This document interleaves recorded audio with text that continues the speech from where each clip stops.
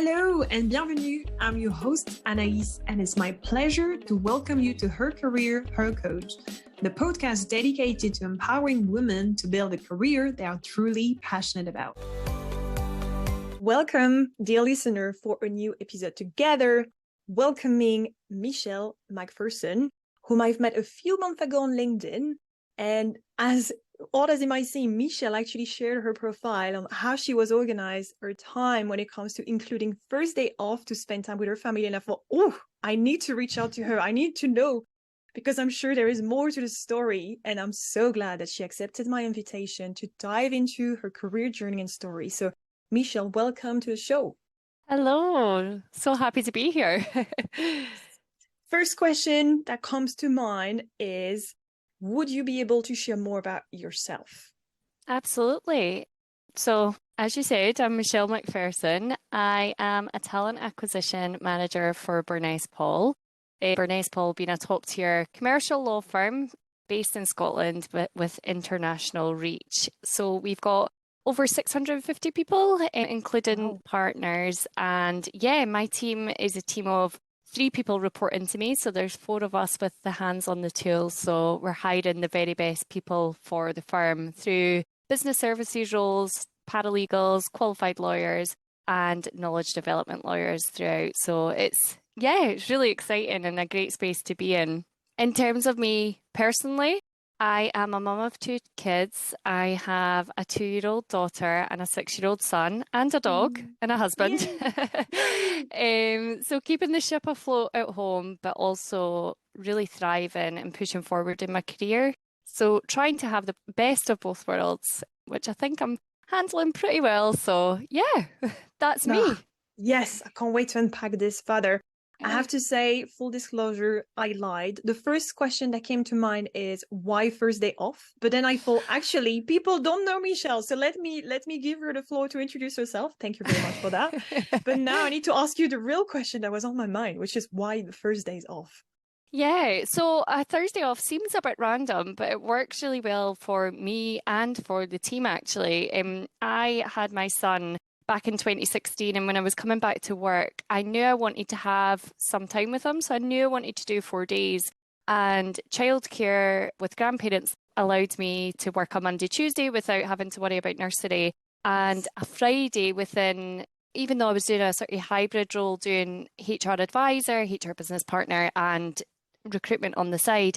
Recruitment is very busy on a Friday. I don't know why. Offers need to go out and they need to go out yesterday, and everything just seems to be a bit chaotic on a Friday, which is great because the day flies. But I knew it wouldn't work in terms of managing my workload. So the Thursday seemed like the best option, and it works really well.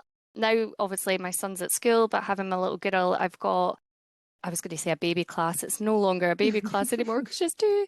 But I've got a little class that she goes to. Her and I potter around, and then my son has sort of activities after school that I feel like I can be part of. So I'm that soccer mom at the side of the pitch, and I'm the Beavers mum that goes in. I was going to say I go and help out. That's my husband. I'll give him credit on that, but do the drop-offs and things. So yeah, the Thursday works really well, and it allows me to pack up the tools on a Wednesday night, but know I've got the sort of time on the Friday to gather things just ahead of the weekend. It all works well from both sides. I love it. And it makes complete sense. Obviously, it looks like it's absolutely working for you personally, but also with your work. So I love that.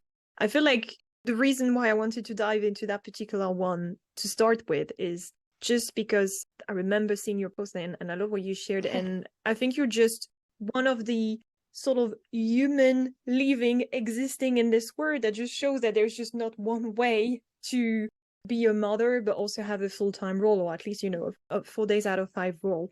Exactly. And, there's just not one model, right? You just have to find the one that works for you. Yeah, 100%. And that for me gives me the balance of being able to, fully invest in my career, but also have that day and space to enjoy time, just me and my daughter now, and then obviously with my son after work, but after school. But yeah, I just feel like I'd done that with Blake, who's my son, and I just wanted to carry on that tradition with my daughter and really enjoy the time, because now that he's at school, I know it goes by in a blink of an eye. So Yeah, I've only got a few years to go until she's off on a Thursday back to school. So it'll be, yeah, I'm enjoying the time while I've got it. I was about to ask, so when your daughter is old enough to go to school, would you then go back to working on Thursdays? I think I would probably do part of the day now that I've got Mm. the sort of flexibility in my role. The firm as a whole is a huge advocate of flexible working. And, for me, being able to tidy things up on a Thursday, but not be chained to a desk would be Yeah. helpful because being able to do other things around it.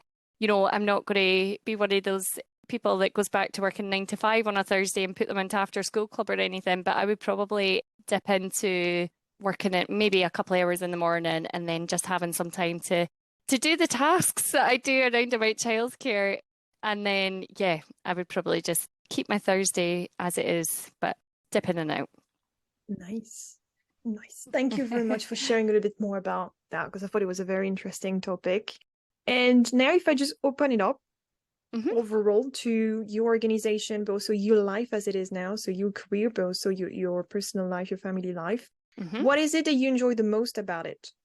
I think between the both, it's challenging and rewarding, and both at the Mm, same time.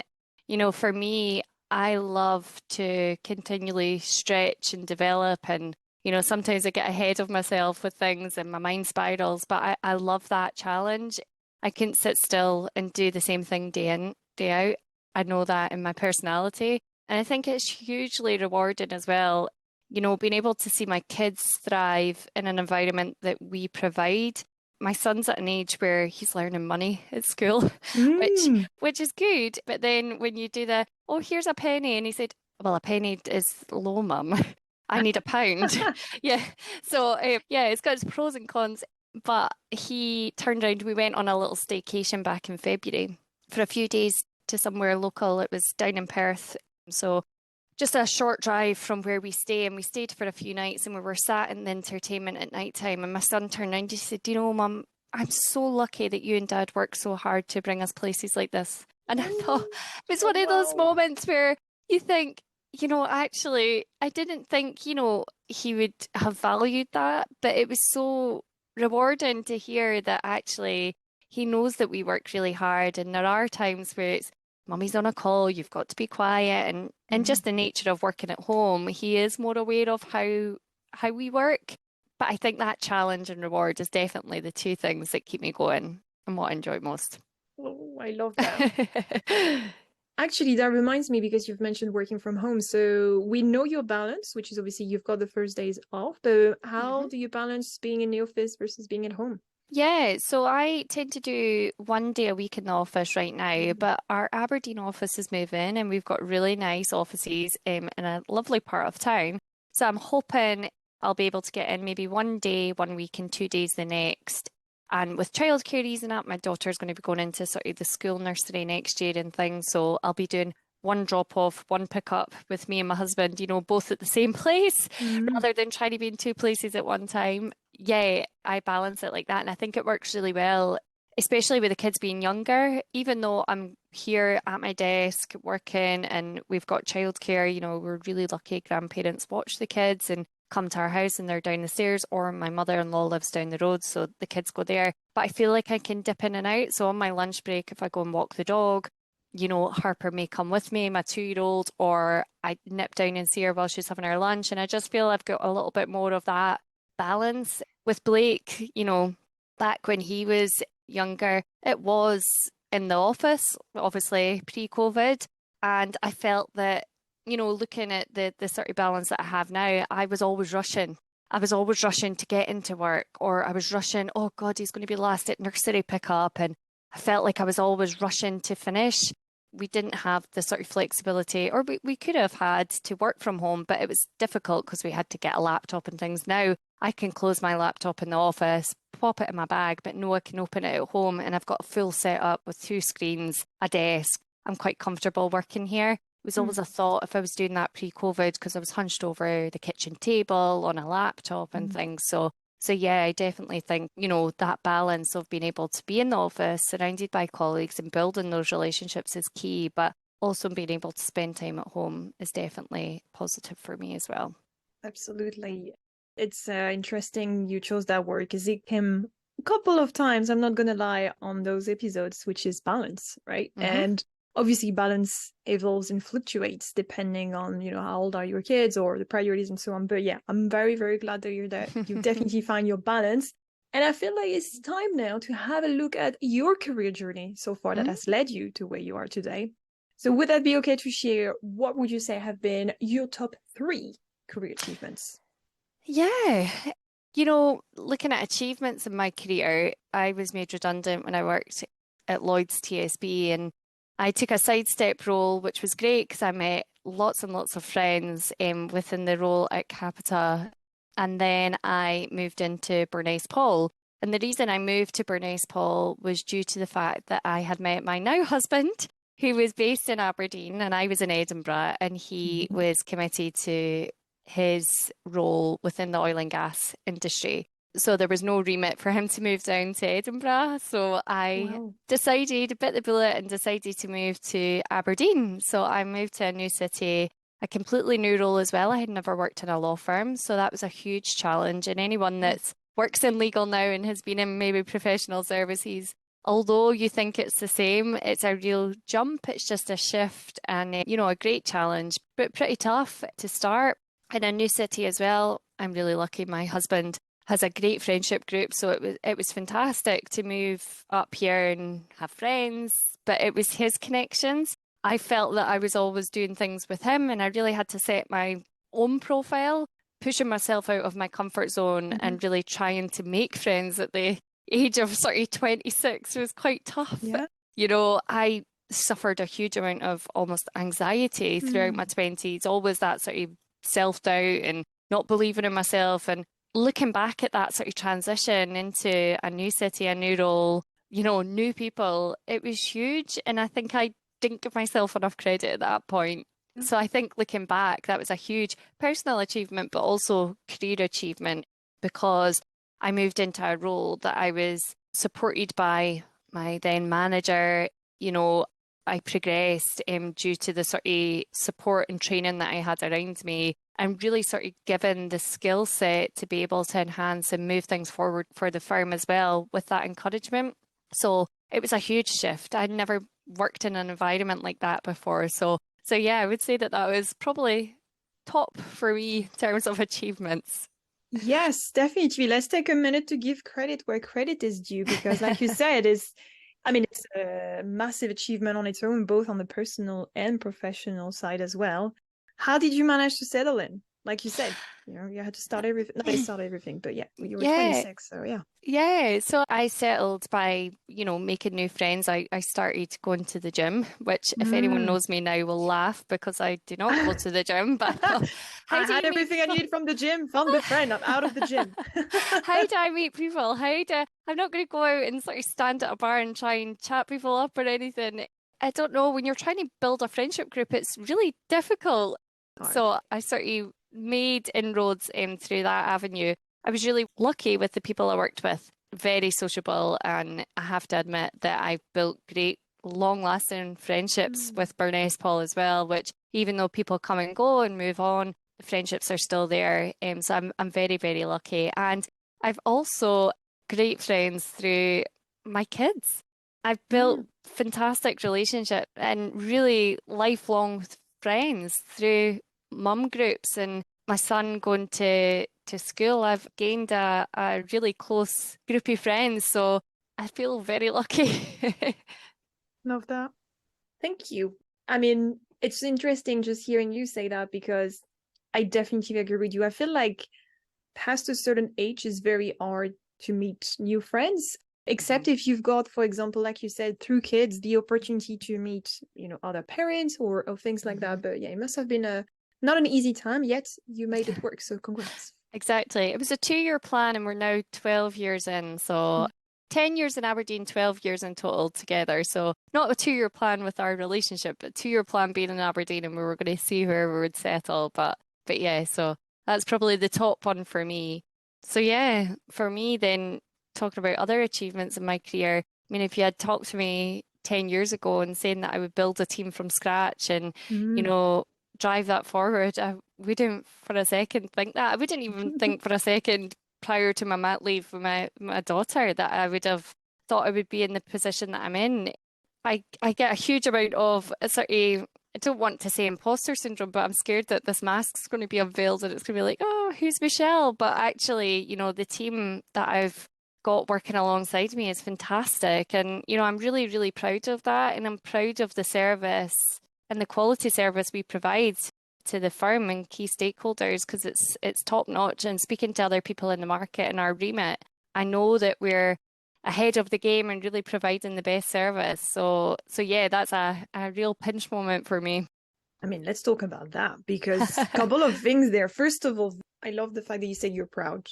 I mean, there are a lot of people who truly enjoy what they're doing, but they don't necessarily take a second to feel, ooh, how do I feel about that, right? And they probably will reflect and feel, oh, actually, I'm very proud. So I love hearing you sharing, how you feeling about the current work that you do, the current team that you're with. But also, like you said, you've also mentioned building a team. So there's a lot that we need to unpack here. But I'd love to know more, like, if you were to talk to the Michelle who actually came to Aberdeen, like you said, was it 10 years ago, then 12 years ago? Yeah, I had 10 years ago. 10 years ago. What would you say to her? Believe in yourself. Yeah. Genuinely believe in yourself. I came up like a sort of timid mouse and, probably sociably people thought I was really loud and confident in things, but actually, I lacked that confidence in believing in myself and having a voice to be able to share and generate new ideas. And, maybe it is maturity and maybe it is, just pushing myself. But I really think I would say to myself 10 years ago, believe in yourself. I'm sure she would have said, what? You serious? This is what we did? Wow. Can't I believe it. know. And management as well, management of a team. I didn't for a second when I talked to my former boss, who's now the head of business services for the firm, and he said, I think you should build a team. I think we need to get someone. And I'm thinking, oh, they'll report into him and, her and I will work alongside each other. But no, it was forming that sort of management type role. And then from there it grew and it grew last year. And now I've got 3 fantastic people working alongside me. And it's just great to be able to see.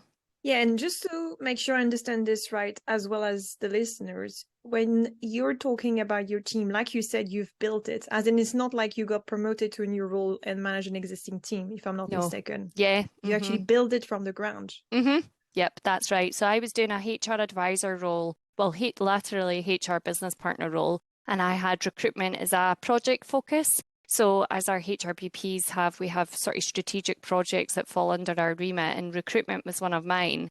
Jo, who's our talent acquisition advisor, she at the time was just an assistant looking after the sort of day-to-day running of the recruitment, and I was sort of managing it. But it grew arms and legs and it was getting too big already pre-COVID. So we took a step back. We were looking at it from a sort of how we develop and grow it, and Jo being promoted to advisor level. But then when I came back from mat leave in January 2022, the recruitment, I think for everyone in any industry, had just gone through the roof. So we were sat at one point with 56 requisitions between the two of us. And at that point, I was still having the HR business partner responsibilities, looking after 2 departments within the firm, and it just was not feasible. My passion lay within talent acquisition, and I knew that's where my focus had to be when my now boss, Lorna, had said to me, we need to decide, we either need to, get someone externally to look after recruitment and manage that, and you focus on HR business partner role, or you give up your HR role and really sort of go into this role. And I made that decision, quite quickly because I knew this is where my passion lies. And from there, in order for me to take it to the next level, I needed more people working with me to be able to delegate. And that's where we got an extra 2 head count. So it's been fantastic for me to see it grow. This is massive.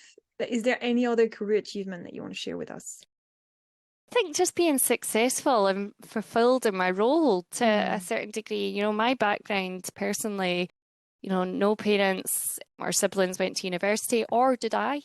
I didn't go to university. When I left school in 5th year, the road I wanted to go was I wanted to get a job and work and earn money. And I managed to get a job within Lloyd's TSB, and I worked my way up and through there and into their HR department and things, which was great. So I think for me, being in this space within talent acquisition, really being able to influence people and know that there's not just one path to grow and succeed.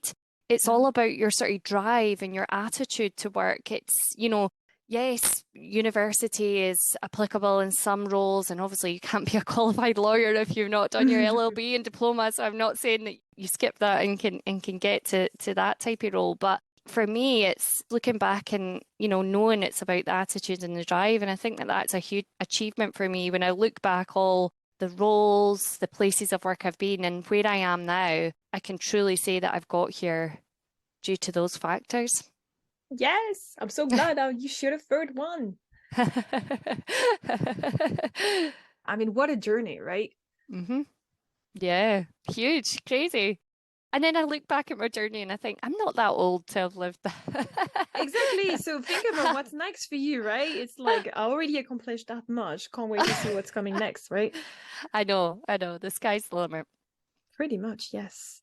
So anyone listening to this, anyone thinking that you might not have, I don't know, the right qualification, or you might not have enough experience, just take your time to assess what is it that you're looking to achieve. Because like Michelle said, if you've got the drive, got the energy, I mean, except if you want to become a lawyer and obviously you're thinking you can't, you don't want to go through the qualification process. But essentially, like Michelle shared, it's about the attitude, it's about the drive, and it's about putting a plan in place that you feel comfortable actioning and stretching yourself out of the comfort zone. Because, spoiler alert, when we came in just a few minutes before, I mean, half an hour before now, because time flies when you're having fun, Misha was like, yeah, no, I'm excited, very much looking forward. I know it's something out of my comfort zone, but it's a nice feeling of like stretch. And I feel like this is the story of your life, Michelle, if you don't mind me just sharing that. But stretching out of your comfort zone, right? Like moving away from your hometown, or at least where you were settled, to actually move and keep growing and thinking, okay, I'm building a team from the ground up and things like that. It's just, there's so much that can happen when you take that step that I know can be scary, but actually can make a huge difference in terms of how you'll feel about your life. 100%. Yeah, definitely. Love it. All right, let's have a look at it from the other side, which obviously some of the theme might come up again, and that's absolutely fine. If you were to share with us what have been your top 3 career challenges, what would there be? Yeah. Although I said that, it's hugely rewarding, the juggle with the children and working full time and things. It is challenging. And I think for me, I've tried to share a human side on LinkedIn because I think that's hugely important within the space that I work, that people see that I'm not a robot sat behind a computer screen, drilling out emails. And, I really am there to sort of form relationships and build connections with people. And if it's not right now, it could be when they feel comfortable for making a move in 2 years' time. And for me to do that, I have to share a part of me. And I do share the sort of stresses and the strains that juggling kids can be. And I think, I don't know if you look through my profile, when you've seen the picture of me balancing the laptop on the counter in the kitchen with my daughter and then my son playing bagpipes. I have to say, it was a moment in time picture. It wasn't posed for or anything.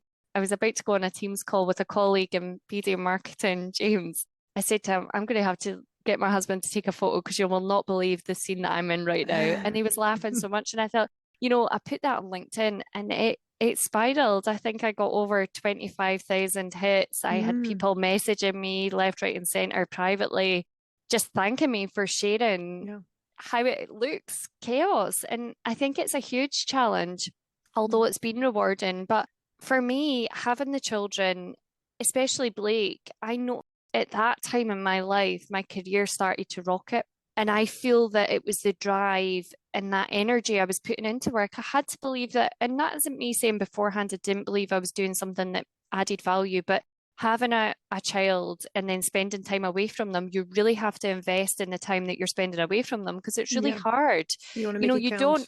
You don't want to spend time away from them, but you need to bring your identity back and have that sort of place where you feel valued. And that was really important for me, but really investing in my career at that point and making that shift and being more efficient in my day. I had to know that I was doing, that sort of I'm doing like a sort of mental block at the moment, but I had to do this shift to know that I was focused and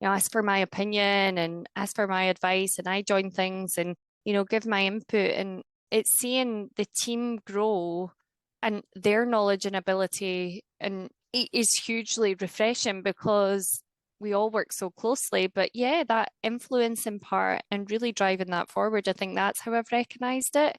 I think as well, just giving myself the sort of recognition of when I go into meetings, have the confidence to be able to talk about my opinion and have a say, and know that that counts, which it does. In a firm like ours, it's hugely valuable, and I'm respected to be myself and take a seat at the table and have a voice. But knowing that and reminding myself of that, I think that's how I've noticed that shift. It's a mindset shift, isn't it? Yep, it is completely. Love it.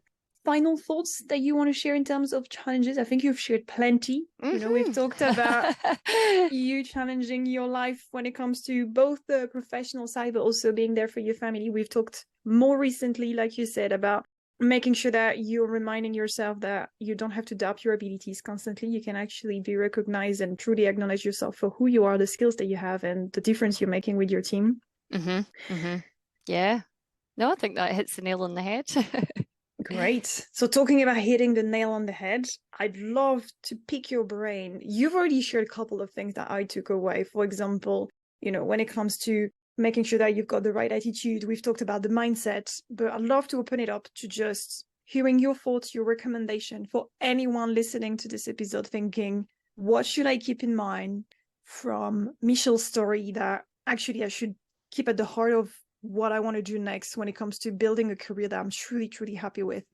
I think balance, and I've said it before, is the balance, realizing you can have a really fulfilling career and a sort of home life, whether that's family, dogs, pets, but having that balance between the both, for me has been huge. I'm a very organized person and I write a lot of lists and, I keep everyone in check in the house.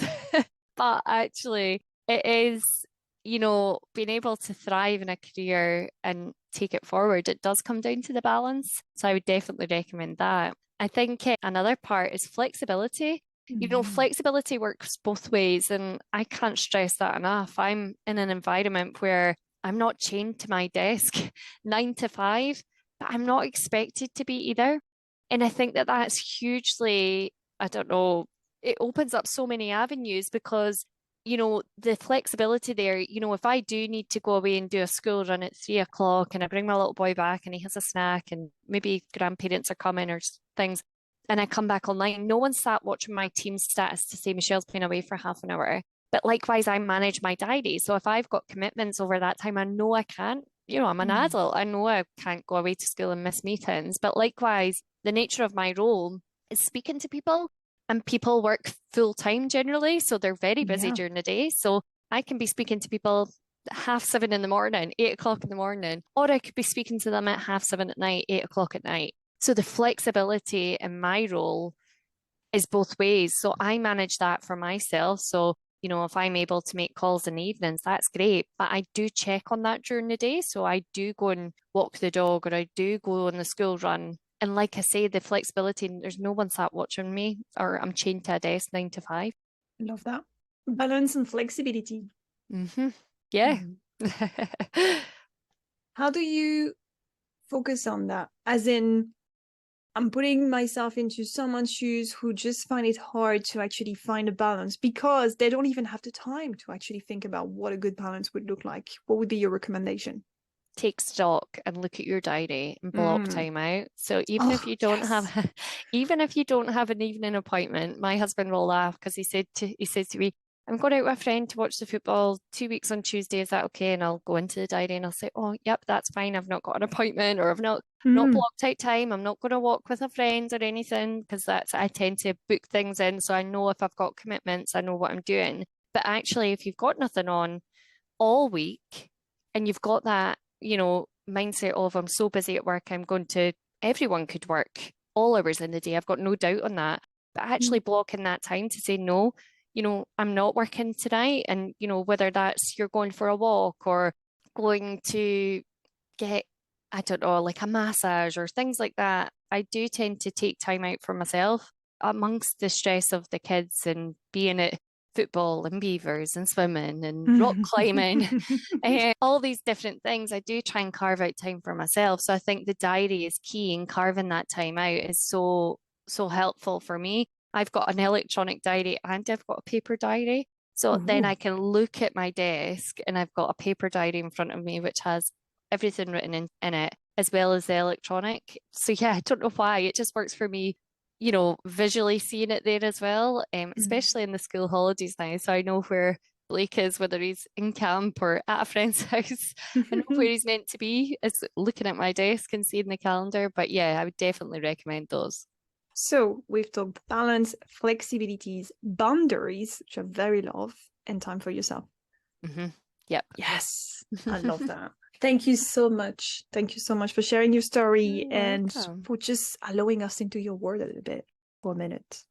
Thank you. I thank you very much. I would love, as part of the tradition, to ask you, I might have a clue as to what it is, but we'll see. One word that would summarize the conversation we've had together today. One word. I could say a few, but one word. I think confidence. You Oh, know, I thought you would go for balance, but I love confidence. Yes. because even confidence coming Ah, from pushing yes. myself to do this today, being Mm. confident and everything that I've talked about comes through confidence and building that. And I continually tell my kids, oh, be confident. And, you sort of strive to make that impression with your children. And, I think for me, it is having that confidence and continually pushing myself to be confident. So, yeah, I've Ah, surprised you. yes. You did, but in a very good way, as in it makes sense, right? We've talked so much about your story, you getting out of your comfort zone, and definitely it makes sense. So confidence it is. I love it. I mean, to be honest, we had balance before, and I was thinking maybe balance is going to come up again, but I feel like this is it. This is yours. This is your choice anyway. So whatever you would have chosen, I would be like, yes, but yes, here's to confidence for anyone listening in. Amazing. Thank you so much, Michelle, for being here with us today. You're welcome. Thank you for having me. If you've enjoyed this episode, don't forget to subscribe and share it with anyone you believe would benefit from hearing it. Because as you know, life is too short to feel unfulfilled at work.